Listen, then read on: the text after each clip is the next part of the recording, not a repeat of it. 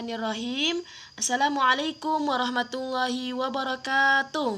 Baiklah, perkenalkan nama saya Yesi Krisdianti, NIM 1830244133, berasal dari kelas PBA 3 2018. Baiklah, adapun penjelasan saya kali ini tentang SPSS, tentang materi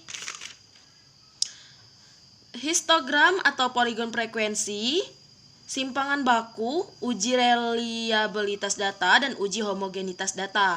Baiklah, kita pertama kali kita buka datanya terlebih dahulu ya. Di sini saya sudah mempunyai data. Nah, di sini pertama kita buka SPSS-nya. Nah, buka SPSS-nya, pertama kali yang akan muncul nanti kita ke variable view. Nah, di sini saya sudah mengklik mengisi data-datanya. Nanti tapi akan saya jelaskan. Nah, ketika kita di sini poinnya di sini kan halamannya kosong, nanti pertama kali kita isi pada poin name yang pertama, yaitu kita isi dengan nilai X. Nah, dengan X ya. Yang kedua dengan nilai. Nah, setelah kita mengetik ini pada poin name ini, pada kolom name ini, nanti otomatis dia akan muncul poin-poin ini. Akan tetapi harus kita ganti. Apa yang harus kita ganti setelah dia terotomatis? Yaitu desimalnya. Desimal ini setelah pertama kali dia terotomatis, dia yaitu berisi 2. Biasanya itu kebiasaan 2 ya. Poinnya di sana 2. Nah, lalu kita ganti menjadi 0. Ini kita buat 0 semua sesuai ketetapan ya. Nah, lalu yang kedua kita ubah nonnya, palusnya. Valuesnya ini, yang pertama X-nya ini tidak perlu diganti, masih tetap non. Nah, akan tetapi yang kedua bagian nilainya harus kita ganti. Nanti setelah kita klik yang poin yang pojokan kanan itu, maka dia akan muncul seperti ini. Setelah dia muncul seperti ini, apa ini? Ini kan saya sudah isikan. Ini adalah interval dari data distribusi yang telah saya buat pertama kali. Bagaimana cara mencari data distribusi? Itu sudah dijelaskan oleh kawan-kawan saya yang lain ya, tentang tabel data distribusi. Nah, di sini langsung saja, di sini saya sesuai yang saya ketahui, saya pelajari ya. Di sini data intervalnya, pertama kita masukkan valuenya ini pertama kan ada poin 1 sampai 8. Yang pertama yaitu 1, poin value 1 yaitu intervalnya 50 sampai ke 54. Itu value pertama. Nah, yang kedua yaitu ini kan kita tulis dulu 50 sampai 54. Nah, lalu kita add. Nah, tapi kan ini sudah saya masukkan. Ini sampai ke ujung. Poin 2-nya 55 sampai 59, 3-nya 60 sampai 64, dan seterusnya sampai poin 8, 85 sampai 89. Oke, kita okekan. Tapi ini kita cancelkan dulu soalnya sudah saya isi. Nanti akan timbul seperti ini. Nah, lalu apa yang harus kita ganti lagi? Pada poin measure-nya. Ini pada baris X-nya kita ubah menjadi scale. Dan yang kedua yaitu kita ubah menjadi nominal. Oke, setelah ini sudah terganti semua, tidak ada lagi yang harus kita ganti ya. Lalu kita ke data view. Data view ini kan sudah saya isi. Nah, ketika kita belum mengisi ini, maka tampilan ini akan kosong. Bagaimana cara mengisinya? Pertama kita lihat soal kita terlebih dahulu ya. Pasti di soal kita ada data-data.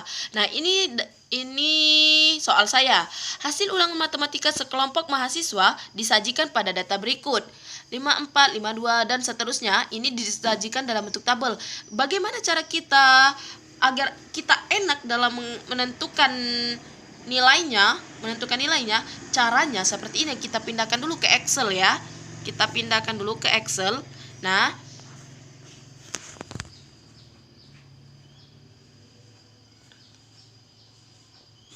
kita pindahkan dulu ke Excel ya. Nah, seperti ini. Ini saya sudah buat di Excel, tapi kita Ctrl N kan dulu ya.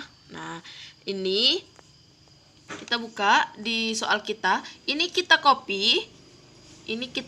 Ctrl C. Lalu kita ke Excel yang baru ya. Nah, kita paste. Lalu selanjutnya ini kita copy lagi. Kita kembali ke Excel lagi.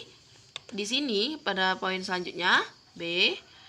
Ya, selanjutnya kita sampai selesai, sampai data-data ini kita copy semua, kita gabungkan semua dalam satu Excel ini. Nanti ketika kita akan memasuki SPSS, nanti dia akan digabungkan, harus digabungkan keseluruhannya. Jadi kita harus menggabung terlebih dahulu. Nah, baiklah, selanjutnya ya. Selanjutnya, itu kan belum selesai. Nah, ini data yang terakhir, kolom yang terakhir. Kita copy lagi, kita ubah lagi ke Excel lagi. Kita klik yang paling ujungnya, Ctrl P. Nah, lalu ini datanya kalau kita tidak urutkan, nanti kita akan susah ketika kita dinilainya di data-data yang pada nilainya. Ini kan tidak berurutan, 54, 52, 74, 63, itu kan tidak berurutan ya. Itu kan tidak berurutan ya. Nah, jadi bagaimana cara kita mengurutkannya? Dengan cara kita blok keseluruhan ini, keseluruhan data yang akan kita masukkan nanti, kita blok sampai ke ujung, lalu kita klik backlight, nah salah insert. Mohon maaf nanti ya. Nah, kita klik pada data, ini ada poin AZ dan ZA. Kalau AZ ini dari poin terkecil sampai poin terbesar. Kita urutkan dari poin terkecil sampai terbesar. Nah, yang kedua dari poin Z ke A itu dari besar terkecil. Apa yang kita butuhkan? Yaitu dari kecil terbesar. Kita klik, nah maka dia terbentuklah berurutan seperti ini, 52, 53, 56, 56, 57, 58, 60, 61 dan seterusnya. Nah, baiklah, ini langsung kita copy Ctrl C, kita masukkan ke SPSS yang akan kita isi. Nah, ini muncullah, sudah saya kopikan. Nah, nilainya di poin nilai ini, di kolom nilai ini kita isikan sesuai interval yang telah kita tentukan tadi. Nah, 52 ini termasuk interval nomor berapa? Poin berapa? Kan tadi kan poin pertama yaitu 51 sampai 54. Berarti ini termasuk bagian dari 1. Nah, sesuai dengan interval yang telah kita tentukan, lalu kita urutkan. Seperti ini, 1 1 2 2 3 3 4 4 ya. Ini setelah saya isi. Lalu bagaimana cara kita mencari poligon dan histogram frekuensinya dan juga simpangan bakunya? Ini bisa langsung 3. Nah, di sini kita klik analyze. Setelah kita klik analyze ini, deskriptif, kita klik deskriptif statistik, lalu frekuensi. Nah, nanti akan muncul seperti itu. Lalu kita akan muncul seperti itu. Pada poin nilai ini, kita masukkan ke variabel ini, kepada kolom ini ya. Kita pindahkan, lalu kita klik. Pertama kita akan mengganti chartnya ya. Chartnya apa yang akan kita cari? Histogramnya. Nah, terus continue kan, klik continue, lalu statistik. Kita langsung saja mencari simpangan baku ya, atau median juga boleh. Nah, di sini juga bisa mencari rata-ratanya, nilai tengahnya dan lain-lainnya. Ini kita klik semua agar kita mengetahui juga ya. Nah, di sini ini simpangan bakunya, standard deviation atau simpangan baku. Ini juga yang termasuk pembahasan saya hari ini. Nah, langsung saja di sana ketika datanya telah ada, kita klik saja, tinggal kita klik saja standar simpangan bakunya, varians, rank itu, minimum, maksimum, SMN ini sudah ada ya. Langsung continue, langsung oke. Nah, nanti outputnya akan muncul seperti ini. Nanti kita tunggukan sebentar.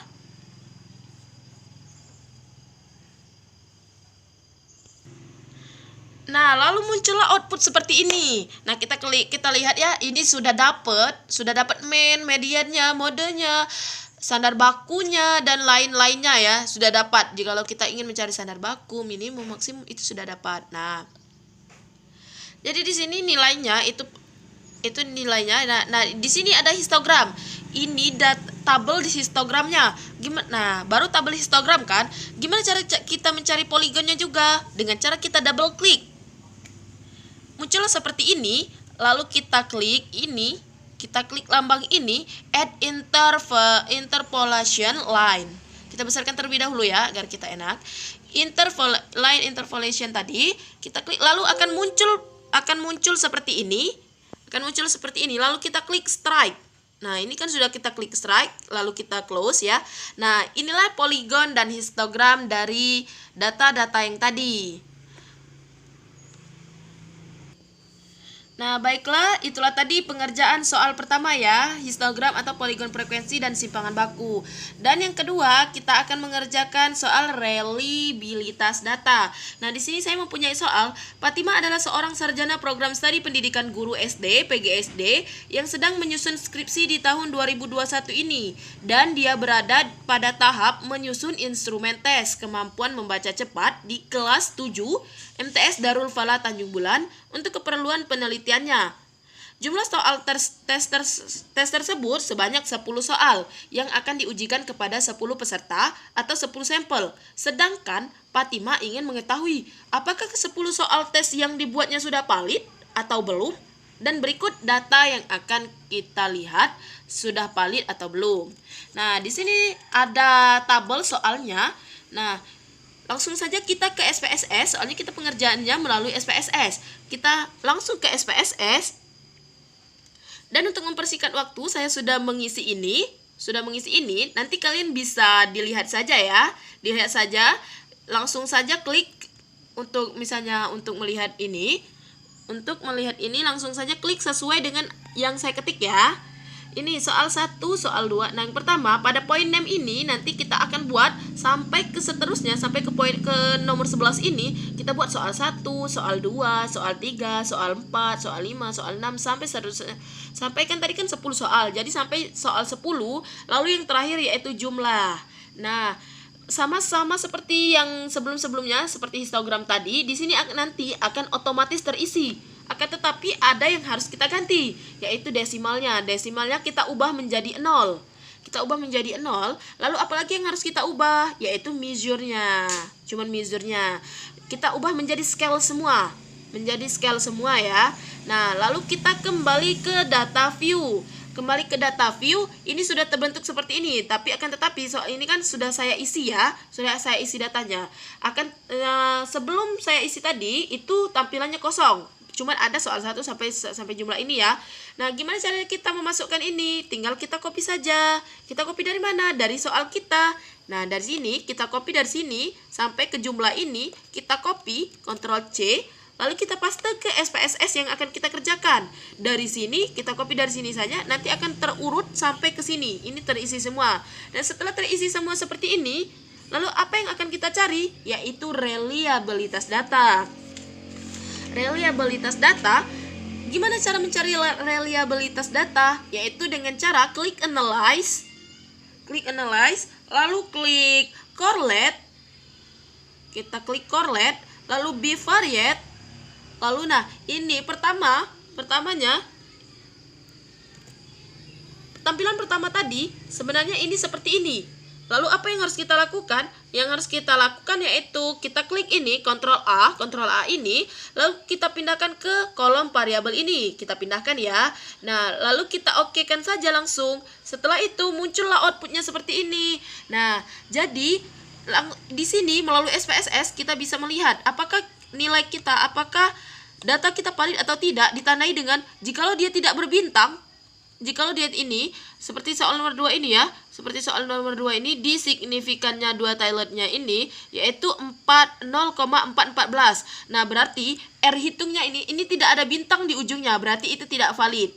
Nah, kenapa tidak ada bintangnya? Kenapa dia tidak valid? Dikatakan valid. Dia dikatakan tidak valid dikarenakan R hitungnya lebih kecil, kurang dari R tabelnya. R tabelnya itu berapa? 0,632. Nah, jadi itu kan lebih kurang dari 0,632, berarti itu tidak valid. Nah, kita lihat yang validnya. Di sini ada yang validnya. Nah, ini yang ditandai dengan bintang ini. Ini kan lebih besar dari 0, ya, ini kan juga 0,085. Itu tidak valid juga karena dia lebih kecil dari R hitungnya, kurang dari R tabel. Nah, ini yang valid. Ini ditandai dengan bintang. Nah, itu valid, dikatakan valid karena apa? Karena R hitungnya lebih besar dari R tabel. Maka dia dikatakan valid. Jadi kita dapat mengetahui instrumen soal kita itu valid atau tidaknya melalui ini, signifikan dua Taylor ini. Kita lihat di ujungnya itu valid atau tidak. Seperti itu. Ya, mungkin penjelasan reliabilitas data sudah selesai. Nanti akan dilanjutkan uji homogenitas data. Ya, nanti baiklah langsung saja ke uji homogenitas data. Nah, setelah ya tadi kan langsung saja ke uji homogenitas data. Nah, berarti kita telah menyelesaikan soal nomor 2 yaitu uji reliabilitas data. Nah, langsung saja ke uji homogenitas data ya. Uji homogenitas data, apa soalnya? Saya sudah mempunyai soal lain ya. Nah, di sini hasil pemberian tes kemampuan maharah kalam siswa kepada 2 kelompok, yakni kelompok eksperimen dengan pendekatan quantum teaching dan kelas kontrol menggunakan pendekatan konvensional. Nah, di sini sudah ada data-datanya ya. Sudah ada data-datanya. Lalu kita inputkan data-data ini ke SPSS yang akan kita kerjakan. Kita klik langsung saja. Nah, ini poin yang akan kita datakan, kita masukkan. Pertama kita menuju ke variabel view ini. Variabel view ini pada poin oranye ini, pada yang berwarna oranye ini kita klik variabel view kan. Nah, lalu seperti biasa kita ketik nilai dan juga pendekatan untuk homogenitas data ya. Nilai pendekatan. Soalnya kan tadi kan pendekatan dan juga nilainya. Pendekatan quantum teaching dan juga pendekatan konvensional. Nah, setelah kita mengetik nilai dan pendekatan, maka dia terotomatis juga akan terisi dan akan tetapi harus kita ganti. Seperti biasa, desimalnya kita buat menjadi 0 dan juga valuesnya kita ubah. Di sini kan pendekatannya ada 2 pendekatan, lalu kita ubah. Satunya kita klik ini seperti ini, satunya quantum teaching kita ketik di sini, nanti klik add, lalu yang keduanya yaitu pendekatan pendekatan konvensional, lalu oke kan. Nah, sudah seperti ini sudah terisi. Lalu apalagi yang akan kita isi? Lalu measurnya ini kita ganti, untuk baris nilainya kita ubah menjadi scale, lalu pendekatannya kita ubah menjadi nominal. Nah, langsung saja kita ke data view. Nah, data view-nya ini sudah saya isi ya. Sudah saya isi. Di sini sesuai dengan soalnya. Kita klik ini, kita di sini langsung ini kita copy pastekan ke SPSS yang akan kita kerjakan sampai ke poin 20 kan. Nah, selanjutnya ini kan pendekatan yang pertama kita yaitu pendekatan quantum teachingnya. Yang kedua dari 21 sampai 40 itu pendekatan konvensional. Nah, langsung saja kita ingin mencari homogenitas data. Dengan cara klik analyze. Nah, lalu setelah kita saya lupa, mohon maaf. Di sini saya tadi lupa memasukkan pada labelnya. Di sini harus kita masukkan labelnya. Soalnya kan tadi kan kemampuan maharah siswa. Nah, di sini kita masukkan labelnya, kemampuan maharah siswa. Nah, lalu kita kembali ke data view, ke analyze, lalu kita ke converments, lalu one way ANOVA. Lalu ini kemampuan maharah kalamnya kita pindahkan ke dependent list, lalu pendekatannya kita pindahkan ke faktor. Nah, lalu apalagi yang harus kita ubah? Optionnya, apa yang harus kita cari? Yaitu homogenitasnya. Lalu setelah kita cari continue, lalu oke. Nanti akan muncul outputnya seperti ini. Nah, setelah muncul outputnya, kita lihat ini data ini signifikan atau tidak. Nah, kita lihat dengan ini, data akhirnya, data di test of homogeneity of variance, yaitu 0,915. Nah, sedangkan kita mengetahui data ini signifikan atau tidak, berdasarkan perhitungan di atas, diperoleh bahwa nilai probabilitas datanya ini sebesar 0,915 ya. 0,115 itu lebih besar dari 0,5. Dengan demikian tersebut dinyatakan data tersebut yaitu homogen atau signifikan. Data kita homogen. Terima kasih. Mungkin itu saja yang dapat saya sampaikan. Lebih dan kurangnya saya mohon maaf. Kepada Allah saya mohon ampun. Semoga yang menonton bisa mengerti. Saya akhiri. Wassalamualaikum warahmatullahi wabarakatuh.